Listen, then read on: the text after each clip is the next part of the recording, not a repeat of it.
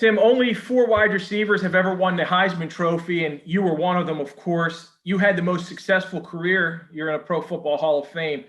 So, man, when you look back on that transition from Notre Dame to the Raiders, what was the biggest challenge for you?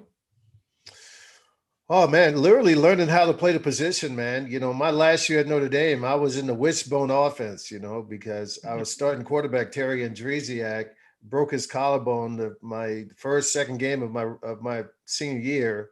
And the backup guy was Tony Rice, who had set out the year before because of Prop 48. So, the only offense he knew was a wishbone offense. So literally in a week's time, we went from a drop back offense to a wishbone.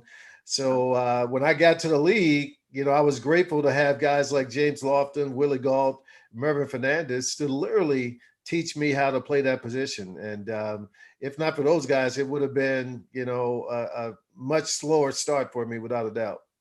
It took a few years for you to develop into being that number one guy, that number one receiver, and you end up going to 9 Pro Bowls. You play in a Super Bowl. You had almost 1,100 catches, 15,000 yards. Tim, when you look back on all of your accomplishments, however, what stands out to you? What are you most proud of? Well, in '89, man, I tore my knee up and the doctors told me, maybe 4 years I had, after that, and I wasn't expecting to play past 27, 28. And, Wow. when I got 30, I think I had one of my best years, stat wise in the league. But I think the consistency, man, of being able to persevere through, the injury and all the little knick-knack things that goes along with that over the years. And to be able to literally play, I played 15 years, and I like to say I didn't miss a game, but they did hold me out of one game that I could have played in, but they wouldn't let me play. But to have that kind of record, man, where week in, week out, when you're the go-to guy, you're taking all the bumps and bruises of playing in the NFL, but you're able to play 15 consecutive years without missing a game for the most part. I think it's something that I'm very proud of. You played with 20, 21 different QBs, a bunch Right. of different coordinators. I think like Right. six head coaches. So to me, that speaks volume about like your ability, despite because we talk so much about continuity and chemistry. Just how important is that, Tim? Because you kind of defied that, the wide receiver quarterback chemistry, the coordinator being in that same system. How tough was that, and how important is it to really have that? Well, it's very important to have it without a doubt, and even though I was able to have an incredible career, um, we didn't win. We didn't win games, right? We didn't win enough games to win championships and things of that nature. And so from that standpoint, it bothers me a lot because you play a team sport to win team awards and not just for the individual awards. But yeah, it was something. Look, I realized this that you may be a bad quarterback in the NFL, but every quarterback in the NFL can throw a ball 5, 10, 15 yards straight down the middle of the field. You may not be able to throw the outs or the go routes and all that kind of stuff, but everybody can look straight. And so in every offense that I was in that came in through the Raiders, every quarterback, I always told them, "I'm your guy over the middle of the field." So when you need to check it down, look for me, and that just sort of worked out for me very well. But yeah, I tell you what, man, I would literally give up a couple hundred catches for more wins in the championship without a doubt. But things worked out the way they did, and sitting where I'm sitting now, I'm pretty happy about that. Well, you did get to play in that one Super Bowl, and there was a little bit of success back to back years, 3 years in a row going to the playoffs. What stands out to you the most about that Super Bowl season and getting there and eventually, obviously, losing to Tampa Bay? Yeah, I mean, it was a very unique year, right? Gruden had just left the year before. We were a very good football team, obviously losing in the Tuck game, and he a couple of weeks after that he was gone, right? But we knew we were a very veteran football team, and if we could just come back and do what we had done before the last couple of years, and in 2000 we had made it to the AFC Championship game, and Gannon gets hurt, first quarter, and that kills that chance. So look, I mean, we were in a good position, we felt, and Callahan was smart enough at that time to at least say, hey, look, you guys go do what you do. With me, Jerry Rice, and Gannon, and Charlie Garner and Tyrone Wheatley, all these veteran guys, I mean, that offense was too potent, man. You couldn't be in the right position. If we didn't perform, then we would fail. But if we perform, it was going to be pretty tough for a defense to stop us because we knew exactly where everybody was going to be at the appropriate time. So, yeah, I think having that veteran football team really just helped us out at that particular point. So. Well, the Raiders haven't won a playoff game, Tim, since that year, since going to the Super. They've only been in the playoffs once since in that entire span when you guys went to the Super Bowl. How can this team, I don't know how closely you follow them, but how can they get back to, forget about greatness and winning Super Bowls, but simply being a winning team and getting into playoffs? Yeah, it's a very difficult thing, man. I learned this when Gruden came to the Raiders. We didn't know how to win football games. I mean, as a collective unit, I mean, guys had, won at other places or, been to the playoffs in other places, but we didn't know how to win. And he was putting us in position to win, but we would fail. And I think that's the same thing that he's going through right now. These guys have to learn as a team, not individuals, as a team, how to win these football games. And until they do that, once they do it, they're going to be a juggernaut without a doubt.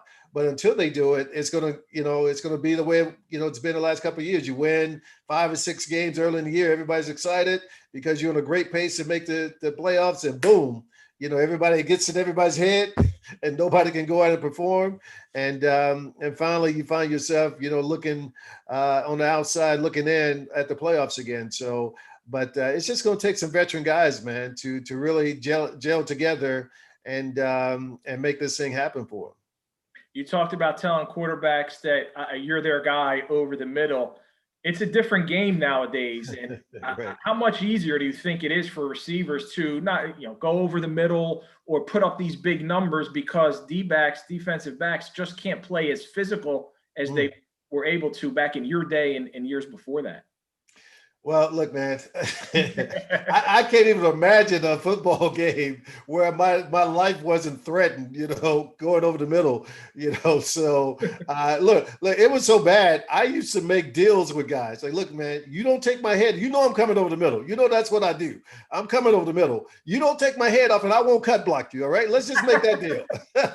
So some guys went for it. Other guys didn't. But look, I mean, hey, I had one higher up guy in NFL who is coaching now to say, man, you would put up probably about 2,000 yards a year if you would. I mean, with the inability for them to chuck you at the line of scrimmage and then they can't headhunt and do all that stuff down the field.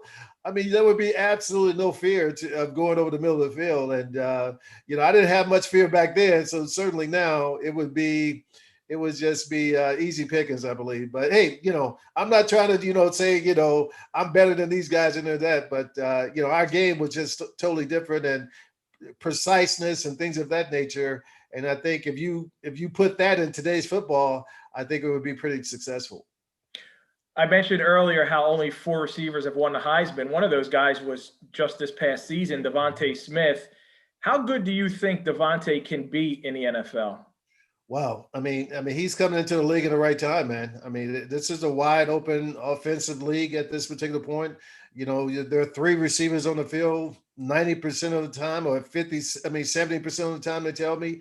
And, you have 4 receivers on the field quite a bit also. So, when you have that kind of room, and you only have one guy who's looking at you, and all I have to do is beat this guy, and I can be off to the races. This kid could be really dangerous, no doubt about it. I think if Philly can find a way to get him in that open field and let him do what he does, it's going to be very interesting to see how great he can really be. Because everybody's worried about his size. Can he take the bruising? There's not much pounding going on in the NFL like it used to be. So I don't think that's going to be a problem for him unless they have him return punts and kicks and that kind of stuff, which quite frankly, I think he should, but I don't think they will because they may look at him as being too valuable. But I think this is a kid that can really light the league up at this particular point, man. And I'm very interested to see how he does. Tim, one of the things I appreciated most about you is being a man of faith is the fact that you would be in the weight room and they're playing gospel music. Just tell me a little bit about that. Look, man, I think if you live right and people understand that you're really trying to do something that is special, they respect you for that. And, I think I had one conversation back in 96 with the group about, hey, let's play gospel music when we're in here on Mondays and Thursdays or whatever. And, you had a little little pushback initially, but, after that, people just said, hey, it does sort of feel good to hear some clean music. And, so from 96 until I left there in '03, if I was in the weight room, everybody automatically put it on gospel, and that's how we rolled, man. And I just saw that as a sign of respect. And but at the same time, I knew that they were watching me, right? And I couldn't fail them, by being immoral in some crazy kind of way, but not that I was perfect, but at the same time, I definitely tried to lead these men in a way that maybe they hadn't seen in the NFL from a guy who was so top level. We had Reggie White back in the day, to lead us, to let us know that it was possible. And for the Raiders, I was just trying to be that guy. In your memoir, you wrote that Lou Holtz was for you what Apostle Paul was for Timothy. Can you expand on that a little bit? Because I think that's such a great analogy. Well, I mean, you have to understand that I went to the University of Notre Dame for one reason, and that was to get an education. I mean, football was only the means of doing that. And so my mindset was always on education, education, education, and never on, how can I be better at football? So from that standpoint, when he got there, he started telling me things like, you could be the best player in the country. He told the media that I was the most intelligent athlete that he had ever coached. I told everybody, don't get too excited. He was at, Minnesota and Arkansas, so that's not too much of a compliment. But, and all these things he started to say, finally. And the one thing that really got me to listen to him was that he said, hey, I hear that your whole goal is to make sure you graduate and get this education. And he said, look, you're going to do that, but you can be the best player in the country also. And I had never put the two together. And so with that, man, I just said, I'm going to listen to this guy. I'm going to do everything he asked me to do. And, I had a great junior year. And, my senior year, I won the Heisman Trophy. So, he says, hey, anybody could have came along and did that. I just don't believe that. I think he has very special attributes about himself that enables him to be able to connect with guys, literally make guys want to run through walls for him. And I was very grateful and thankful for him, being in my life at that particular time. That's great.